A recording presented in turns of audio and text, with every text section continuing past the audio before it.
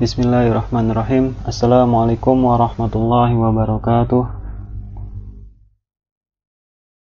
Gimana kabar kalian semua?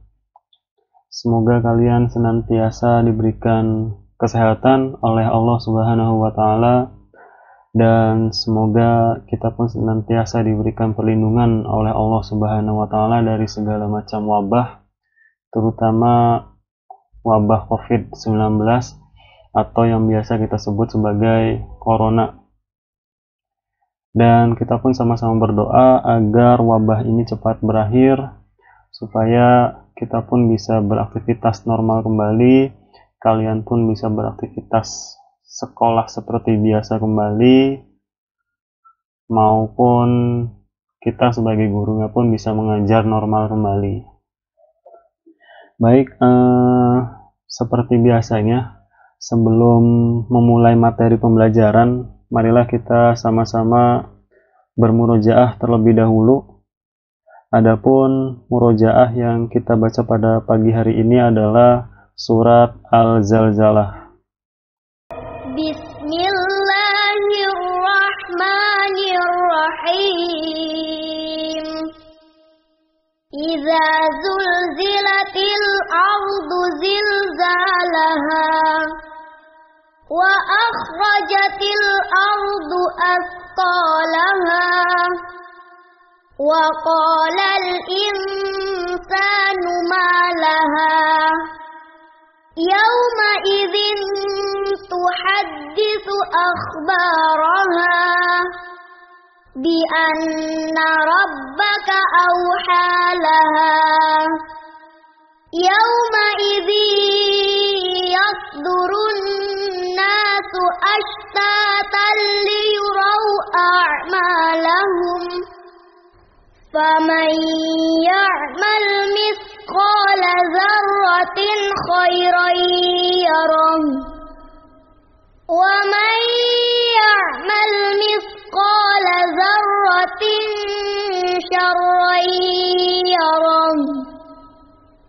Oke, semoga baik yang membaca maupun yang hanya mendengarkan mendapatkan balasan dari Allah Subhanahu wa Ta'ala. Pada pertemuan kedua ini di mata pelajaran produk kreatif dan kewirausahaan, kita akan membahas tentang perencanaan produk massal. Perencanaan produk merupakan sebuah proses menciptakan ide produk dan menindaklanjuti sampai produk diperkenalkan kepada para pemesan ataupun konsumen. Selain itu, wirausaha harus memiliki strategi cadangan apabila produk kreatif buatannya atau produk yang diciptakannya gagal dalam pemasarannya. Termasuk diantaranya adalah ekstensi produk atau perbaikan, kemudian distribusi, kemudian perubahan harga, maupun mengadakan sebuah promosi.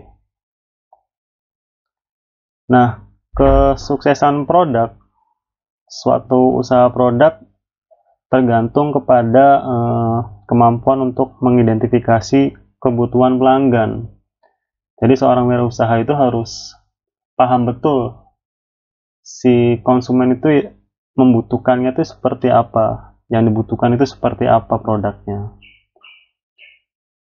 Kalau sudah bisa mengidentifikasi kebutuhan konsumen, kemudian secara cepat si wirausaha itu menciptakan produk kreatifnya yang memenuhi kebutuhan konsumen tersebut.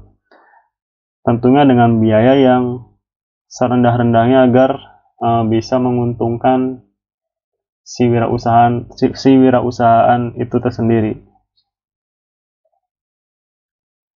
Nah, hal ini merupakan sebuah tanggung jawab yang melibatkan setiap elemen usaha, di dalam teknik komputer dan informatika. Nah, dalam metode pengembangan produk berdasarkan kepada permintaan, ada persyaratan serta spesifikasi produk oleh customer adalah metode yang cukup baik. Karena dengan berbasis keinginan customer atau konsumen, maka kemungkinan produk tersebut tidak diterima oleh customer menjadi lebih kecil. Jadi riskan untuk ditolak itu sangat kecil karena itu keinginan konsumennya sendiri. Dari sudut pandang investor pada usaha yang berorientasi laba, usaha pengembangan produk, teknik komputer, dan informatika dikatakan sukses jika produk dapat diproduksi dan dijual dengan menghasilkan keuntungan yang baik. Nah, tapi keuntungan itu seringkali sulit untuk dinilai secara cepat dan langsung. Jadi butuh cara khusus untuk menspesifikasikan laba dari produk yang kita buat. Nah, salah satunya adalah yang harus diperhatikan itu ada 5 hal spesifik yang berhubungan dengan laba atau untung. Jadi sebelum kita merencanakan sebuah perencanaan produksi massal, kita harus tahu dulu nih spesifik yang berhubungan dengan laba atau untungnya. Yang pertama ada kualitas produk atau produk. Kemudian yang kedua biaya produksi, yang ketiga adalah waktu pengembangan, yang keempat adalah biaya pengembangan, dan yang kelima adalah kapabilitas pengembangan. Yang pertama ada kualitas produk. Apa sih kualitas produk? Adalah seberapa baik produk yang dihasilkan dari upaya pengembangan dan dapat memuaskan kebutuhan pelanggan atau konsumen. Jadi yang paling utama ialah kualitas produknya terlebih dahulu. Ketika seorang wirausahawan ingin menciptakan produk baru, tentunya yang harus dipertimbangkan adalah kualitas produknya. Baik atau tidak, memuaskan atau tidak. Kualitas produk pada akhirnya itu akan menentukan atau akan mempengaruhi pangsa pasar dan menentukan harga yang ingin dibayar oleh konsumen. Jadi tentunya ketika kualitas produknya cukup baik, si konsumen pun berani membayarnya dengan begitu mahal. Tapi kalau kualitas produknya hanya sebatas asal-asalan, ya tentu si konsumen pun akan membayarnya asal-asalan juga. Jadi mempengaruhi kualitas pasar kita. Itu yang pertama. Kemudian yang kedua, ada biaya produksi. Biaya produksi itu merupakan akumulasi dari semua biaya-biaya yang dibutuhkan dalam proses produksi dengan tujuan untuk menghasilkan suatu produk atau barang. Tentunya biaya ini meliputi biaya bahan baku, biaya tenaga kerja, biaya operasional barang atau pabrik, dan lain sebagainya. Nah, dari yang kita keluarkan atau biaya produksi yang kita keluarkan, itu bakal bisa menentukan berapa besar laba yang dihasilkan oleh wirausahawan pada volume penjualan dan harga penjualan tertentu. Jadi biaya produksi sangat penting sekali bagi wirausahawan ketika ingin menghitung suatu laba atau keuntungan. Jadi jangan sampai ketika kita biaya produksinya mahal dan produk kita hanya dihargai rendah, itu jangan sampai. Jadi benar-benar dipikirkan matang-matang terkait dengan biaya produksi. Entah itu dari bahan bakunya, kemudian biaya tenaga kerjanya, baik berupa biaya operasional pabrik dan lain sebagainya, diperhitungkan matang-matang. agar tidak menjadi kerugian di dalam perusahaan kita. Itu yang kedua. Kemudian yang ketiga, waktu pengembangan produk.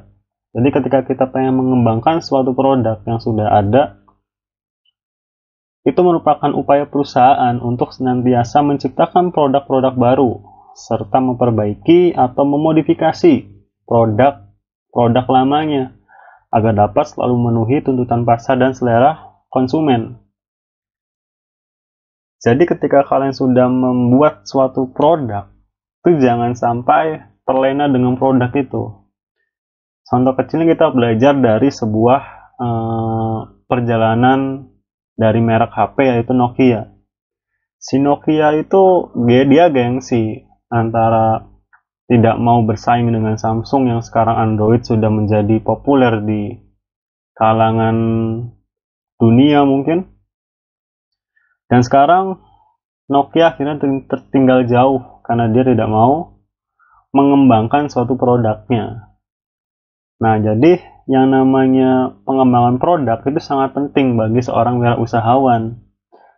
Jangan terlalu terlena dengan satu produk, walaupun produk itu memang menghasilkan cukup banyak keuntungan. Tapi kita harus berani bersaing, kita pun harus mempunyai ide-ide baru untuk memodifikasi produk-produk kita agar bisa tetap memenuhi tuntutan pasar atau selera konsumen. Jadi itu yang harus sama-sama kita pelajari untuk berwirausaha. Kemudian yang keempat, biaya pengembangan. Ketika tadi hal yang kedua adalah biaya produksi, biaya pengembangan pun perlu kita perhitungkan. Biaya pengembangan itu apa sih? Adalah biaya yang dibutuhkan untuk menciptakan produk-produk baru serta memperbaiki atau memodifikasi produk-produk lama. Artinya tidak jauh berbeda dengan biaya produksi. Biaya pengembangan pun butuh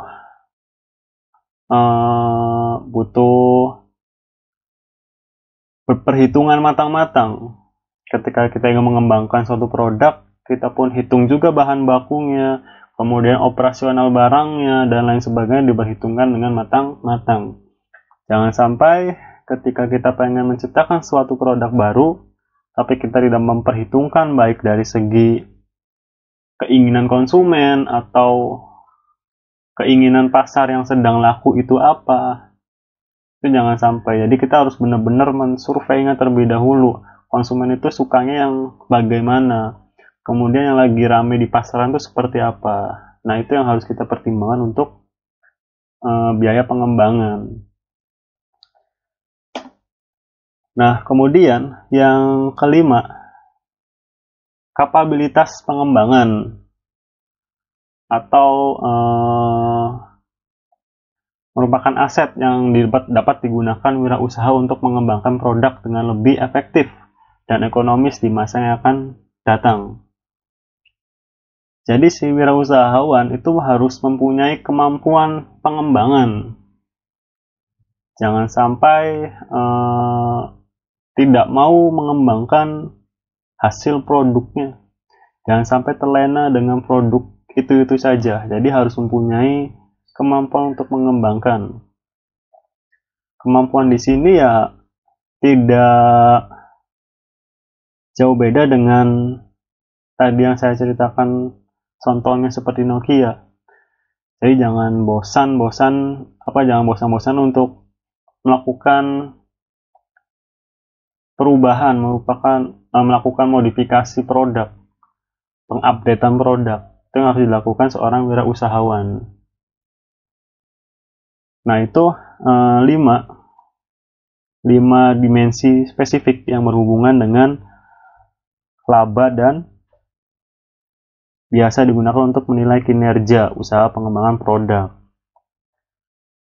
Nah, dari kelima itu, kalian bisa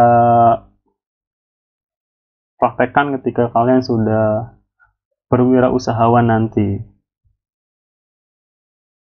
Dan itu pertemuan kita kali ini. Kita membahas tentang 5 dimensi spesifik yang berhubungan dengan laba. Silahkan seperti biasanya kalian catat 5 keuntungan tadi. Kemudian jika sudah difoto dan kirim ke grup WhatsApp saya. Dan untuk tugas kedua, kalian silahkan buat sebuah analisis terkait dengan produksi massal yang ada di sekitar rumah kalian atau yang pernah kalian temui di sekitar kalian. Entah ketika kalian sedang PKL, mungkin ketika kelas 11, atau ketika kalian belanja sesuatu barang ataupun itu bentuknya. Silakan kalian analisis yang meliputi apa yang diproduksinya, contoh dia memproduksi apa, atau ke tas, atau ke baju, atau ke apa. Sekarang kalian tulis apa yang diproduksi, kemudian apakah produksinya termasuk produksi massal. Jika emang iya produksi massal, kenapa bisa dikatakan produksi massal? Kalaupun tidak, kenapa tidak dikatakan produksi massal? Jadi dikasih alasannya. Nah, yang ketiga, bagaimana kualitas produknya? Apakah ketika kalian tertarik dengan produknya, apakah baik kualitas produknya? Nah, kira-kira kenapa dikatakan kualitasnya baik oleh kalian tuh kenapa? Dikasih alasannya juga. Dan yang terakhir, jika kalian menjadi pemilik perusahaan tersebut, kira-kira terobosan apa yang akan kalian buat untuk perusahaan itu? Contoh ketika perusahaannya dia memproduksinya sebuah handphone, nah kalian di dalam atau menjadi pemilik perusahaan handphone tersebut, kalian mempunyai terobosan apa sih untuk membuat perusahaan itu semakin maju mungkin dan lain sebagainya. Nah, itu silakan kalian buat analisis, kemudian seperti biasa ditulis di buku tulis kalian masing-masing, atau nanti saya share juga melalui grup WhatsApp grup kelas. Saya tunggu juga hari ini. Tidak ada pengaretan atau keterlambatan dalam pengumpulan tugas. Tidak ada yang mengumpulkan besok. Semuanya saya terima hari ini.